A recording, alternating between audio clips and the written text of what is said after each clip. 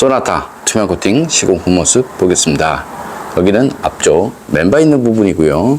여기 홀 속에는 투명 코팅제와 이너왁스를 해서 안쪽 시공이 되었습니다.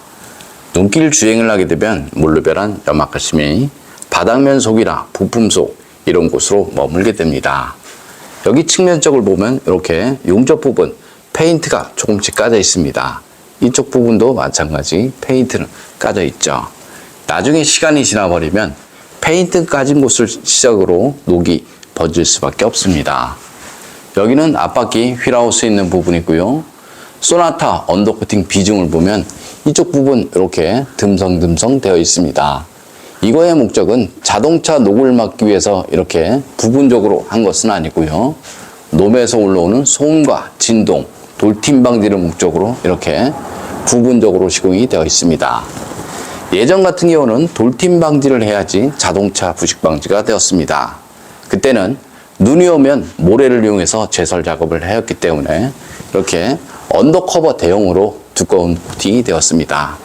하지만 지금의 녹방지는 물팀 방지를 해야 합니다. 물로 변한 염화칼슘이 스며들면서 이렇게 부품 속 안쪽, 부싱 있는 부분, 볼트, 너트, 구석진 곳 이런 곳으로 스며들면서 부식이 발생이 되기 때문에 예전 방식 이렇게 바닥 겉면에 두껍게 하는 방식으로는 사실상 물로 변한 염화칼슘 방지는 어렵습니다. 이쪽 부분 언더커버 있습니다. 하지만 눈길 주행을 하게 되면 차는 앞으로 가고 염화칼슘은 뒤쪽으로 밀리죠. 그럼 커버 틈으로 염화칼슘이 다 들어갈 수밖에 없습니다. 어떤 분들은 하부 세차를 하게 되면 염화칼슘 제거가 된다라고 말하는데요. 커버가 있는 곳에는 하부 세차 아무리 열심히 해도 염화칼슘 제거는 되지 않습니다. 겉면에 묻은 염화칼슘 제거는 되고요.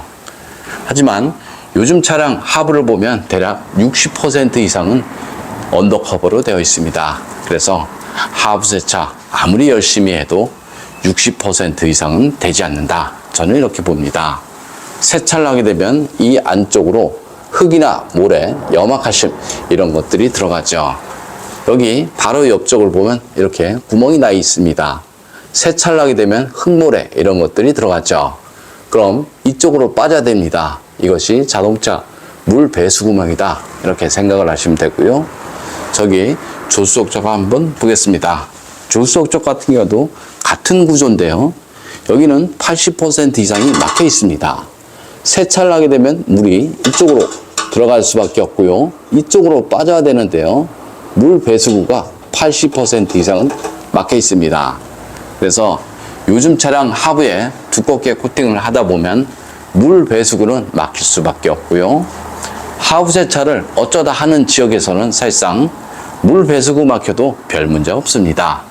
하지만 강원도나 서울, 경기 이쪽 지역은 하부 세차를 많이 하기 때문에 자동차 물 배수구 막힘은 상당히 중요합니다. 여기 측면 보겠습니다. 여기도 마찬가지 물 배수구는 사실상 이쪽에 있어야지 정상이죠. 여기도 마찬가지죠. 물 배수구가 여기 있습니다. 그럼 물이 이만큼 찰 수밖에 없습니다. 그래서 요즘 차 하부 세차를 하게 되면 물은 제대로 빠지지 않습니다.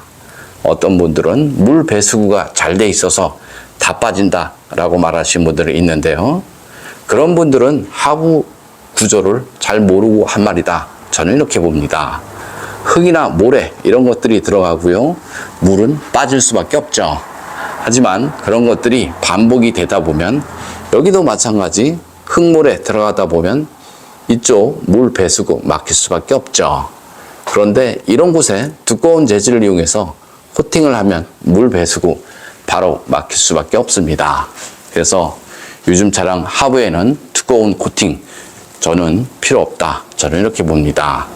물로 변한 염화칼슘 때문에 녹이 나는데 두꺼운 재질 전혀 의미가 없죠. 그거보다는 염화칼슘이 스며드는 모든 곳에 코팅을 할 수 있는 것이 염화칼슘 방지다. 저는 이렇게 봅니다. 좀 더 자세한 내용은 네이버에 코팅나라 검색을 하면 제 블로그가 있습니다.